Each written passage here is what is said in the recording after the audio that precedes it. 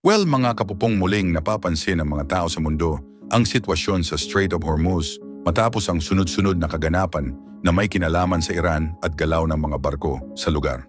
Para sa maraming eksperto, hindi ito simpleng issue ng isang rehiyon lamang. Dahil sa kahalagahan ng naturang daanan, anumang tensyon dito ay may direktang epekto sa global trade at energy transport. Sa mga nakaraang araw, tila bumagal ang usapan sa pagitan ng Iran at Western nations.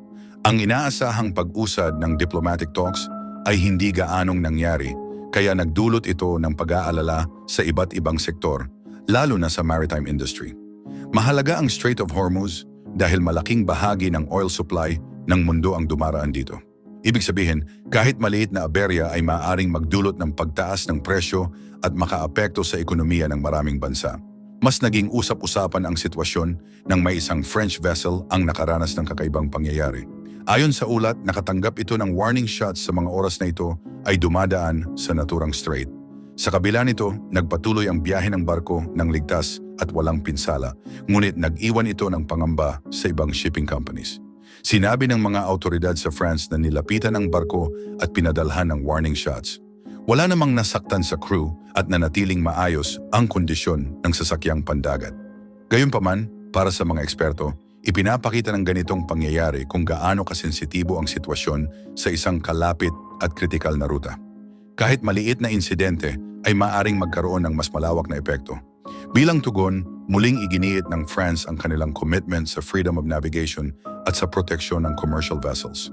Samantala, nagpaalala ang international maritime agencies sa mga shipping operators na maging mas maingat. Pinayuhan silang panatilihin ang komunikasyon sa naval authorities sa mga oras na sila ay dumaraan sa mga sensitibong bahagi ng dagat. Para sa mga eksperto, matagal ng sentro ng geopolitical interest ang Strait of Hormuz.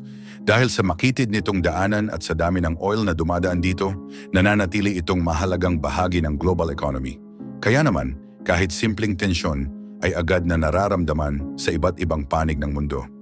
Sa Amerika, nagpahayag ng pag-aalala ang mga opisyal mula sa White House. Binigyang diin nila ang kahalagahan ng pagpapanatiling bukas ng shipping lanes. Ayon sa kanila, anumang pagkaantala sa daloy ng mga kalakal ay maaaring magdulot ng pagtaas sa presyo ng energy at makaapekto sa supply chain sa buong mundo. Sa kabila ng sitwasyon, patuloy pa rin ang pagsisikap na maibalik ang maayos na usapan sa pagitan ng mga bansa. Gayunpaman, hindi pa rin malinaw kung kailan magkakaroon ng konkretong kasunduan. Dahil dito, nananatili ang kawalan ng katiyakan na nararamdaman ng mga industriya na umaasa sa ligtas at tuloy-tuloy na transportasyon. Hindi rin nagpapahuli ang mga shipping companies.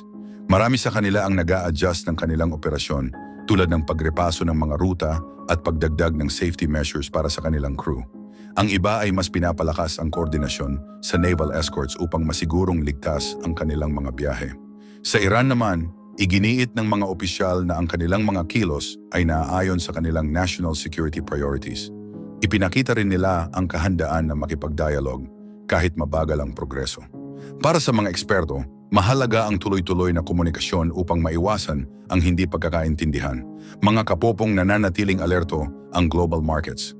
Kahit ang posibilidad pa lang ng pagkaantala sa Strait of Hormuz ay sapat na upang makaapekto sa kumpiyansa ng mga investors. Sa ngayon, wala pang malaking pagbabago sa supply, ngunit may pangamba sa posibleng pagtaas ng tensyon. Anyway, mga kapopong, nananatiling masalimuot ang sitwasyon sa Strait of Hormuz.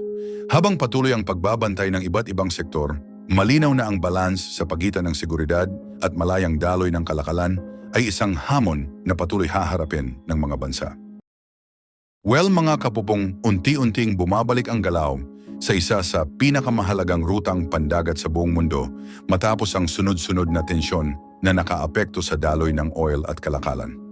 Ang Strait of Hormuz, nakilala bilang pangunahing dinadaanan ng malaking bahagi ng global supply ng oil, ay muling binuksan para sa mga commercial vessel ayon sa mga opisyal ng Iran. Sa mga nakaraang araw, sinabi ng mga autoridad na maaari nang dumaan ang mga barko, bagay na agad nagbigay ng kaunting ginhawa sa merkado. Bago ito, kapansin-pansin ang halos paghinto ng trapiko sa nasabing ruta kung saan kakaunti na lamang ang naglalayag kumpara sa dati nitong abalang daloy na umaabot sa mahigit 100 barko bawat araw. Dahil dito, maraming kumpanya ang napilitang baguhin ang kanilang mga plano at pansamantalang ipagpaliban ang biyahe. Pero mga kapopong, kahit bukas na ang daanan, hindi pa rin ganap ang kumpiyansa ng mga shipping company. May ilan pa ring barko ang pinipiling maghintay o umiwas muna dahil nananatili ang pangamba sa seguridad. Ayon sa ilang ulat, may mga bahagi ng ruta na nangangailangan pa rin ng pahintulot bago madaanan at may itinakdang mga linya lamang na itinuturing na ligtas. Ang kasalukuyang sitwasyon ay resulta ng pansamantalang paghupa ng tensyon sa mga kalapit na lugar. Ang paghupang ito ay nagbigay daan sa muling pag-uusap ng mga sangkot na panig. Sa kabila nito, sinabi ng ilang leader na hindi pa rin dapat maging kampante dahil maaaring magbago ang kalagayan anumang oras. Sa panig ng Estados Unidos, mga kapupong, nananatili ang kanilang presensya sa rehiyon. Sinabi ni Donald Trump na kahit pinapayagan na ang pagdaan sa Strait of Hormuz, may ilang limitasyon pa ring umiiral, lalo na sa mga pantalan ng Iran.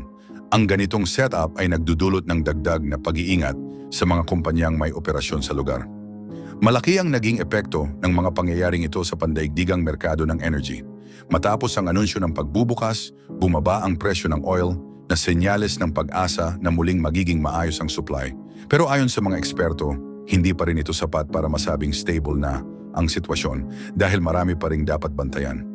Mahalaga ang Strait of Hormuz, mga kapupong, sa ekonomiya ng mundo dahil dito dumadaan ang malaking bahagi ng oil na ginagamit ng iba't ibang bansa. Kapag nagkaroon ng aberya sa rutang ito, agad itong nararamdaman sa presyo ng fuel at sa gastusin ng transportasyon. Kaya naman, nakatutok dito ang mga tao sa mundo, lalo na ang mga bansang umaasa sa tuloy-tuloy na supply. Sa kasagsagan ng tensyon, umabot sa halos 70% ang ibinaba ng dami ng barkong dumaraan sa nasabing ruta. Ang biglaang pagbabagong ito ay nagdulot ng pagtaas sa gastos at nagbigay ng hamon sa maraming industriya. Maraming negosyo ang naapektuhan at kinailangang humanap ng alternatibong paraan upang maipagpatuloy ang kanilang operasyon. Mga kapopong, may mga usapin din tungkol sa posibleng pinansyal na kasunduan bilang bahagi ng patuloy na pag-uusap. Bagamat wala pang malinaw na detalye, inaasahan na makakatulong ito upang mas mapabuti ang relasyon ng mga sangkot na bansa at maiwasan ang panibagong pagtaas ng tensyon. Patuloy namang nagbabantay ang iba't ibang organisasyon upang matiyak ang kaligtasan sa dagat. Naglalabas sila ng mga gabay para sa mga kumpanya ng shipping upang maiwasan ang anumang problema. Mahalaga ang koordinasyon sa pagitan ng iba't ibang grupo upang mapanatili ang kaayusan sa rutang ito. Sa mga oras na nagpapatuloy ang mga pag-uusap at mga plano, unti-unting dumadami ang mga barkong muling dumaraan sa Strait of Hormuz. Bagamat hindi pa ito kasing dami ng dati, malinaw na ito ay isang senyales ng pagbangon mula sa nakaraang pagtaas ng tensyon. Para sa maraming bansa, mga kapupong, lalo na sa Asia, ang ganitong development ay may direktang epekto sa kanilang ekonomiya. Ang anumang pagbabago sa daloy ng supply ay maaaring magdulot ng pagtaas sa presyo ng mga produkto, lalo na ang may kinalaman sa energy. Anyway, mga kapupong, ang muling pagbubukas ng rutang ito ay isang mahalagang plano tungo sa unti-unting pagbalik sa normal. Ngunit sa kabila ng positibong senyales, nananatiling maingat ang lahat dahil ang sitwasyon ay maaari pa ring magbago depende sa magiging resulta ng mga susunod na pag-uusap.